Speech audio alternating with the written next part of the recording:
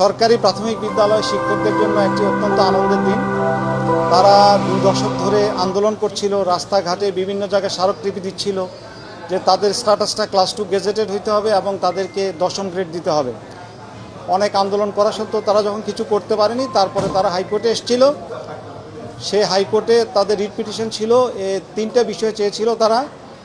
একটা হচ্ছে তাদের 2014 সাল থেকে আপগ্রেডেশন স্ট্যাটাসের বেনিফিটটা দিতে হবে। আরেকটা ছিল চাওয়া যে তারা গ্রেড 10ম গ্রেডে আসবে, আর আরেকটা ছিল তারা time scale and selection grade চেয়েছিল। তো ইতিমধ্যে হাইকোর্ট ডিভিশনের রায়ের পরে গভর্নমেন্ট অ্যাপিল করেছিল। সেই অ্যাপিলের পরে সেই অ্যাপিলটা ট্যাগ করে দেওয়া হয়েছিল অন্য মামলার সঙ্গে। আসলে যেই মামলাটার সঙ্গে কোনো সম্পর্ক ছিল না এই মামলাটার। তো পরিবর্তিত পরিস্থিতিতে অ্যাটর্নি জেনারেল অফিস এসে কোর্টকে বলেছেন যে এই মামলাটা যে ট্যাগ করা হয়েছে শিক্ষকদের, এটা আনট্যাগ হবে, কারণ এইটা যেই মামলাগুলোর সঙ্গে এটাকে সংযুক্ত করা হয়েছে সেই মামলার সঙ্গে সম্পর্ক নাই। তারপর এটাকে আনট্যাগ করে শুনানি হয়।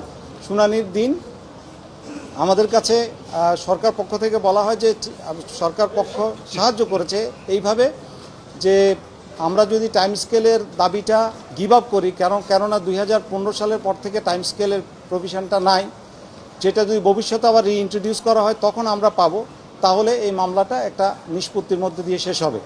তো আজকে আমরা দরখাস্ত দিয়েছিলাম। সেই দরখাস্তে আমরা বলেছিলাম যে আমাদেরকে যদি গ্রেড 10 স্ট্যাটাস দেওয়া হয় আর সেই সঙ্গে গেজেটেড ক্লাস 2 করা হয়, তাহলে আমরা আর ওইটা যারা পাবো না সেটা আমরা ক্লেম করব না। আর ইতিমধ্যে যারা 2015 সালের আগে 8, 12, 15 বছর অতিক্রম করেছে তারা পাবে। তো সবচাইতে বড় যেটা গুরুত্বপূর্ণ বিষয় সেটা হলো সব দ্বিতীয় শ্রেণীর যারা ছিল তাদের সবার বেতন ছিল 10ম গ্রেডে। কিন্তু আনফর্চুনেটলি শিক্ষার একেবারে প্রাথমিক পর্যায়ে যেটা প্রাথমিক বিদ্যালয়, সে হেড শিক্ষকরা, প্রধান শিক্ষকরা এটাতে পেতেন, যারা ট্রেইনড তারা পেতেন 11তম গ্রেড, আর যারা ট্রেইন না তারা পেতেন 12তম গ্রেড। ইভেন এখন বিসিএস থেকে যারা ক্যাডারের জন্য সিলেক্টেড হয়ে পদ স্বল্পতার কারণে না ঢুকে নন ক্যাডারে যাচ্ছে প্রধান শিক্ষক হিসাবে, তারাও 12তম গ্রেডে। এটা একটা সীমাহীন অন্যায় ছিল। এটা আর্টিকেল 29 এবং 31-এর ভায়োলেশন ছিল।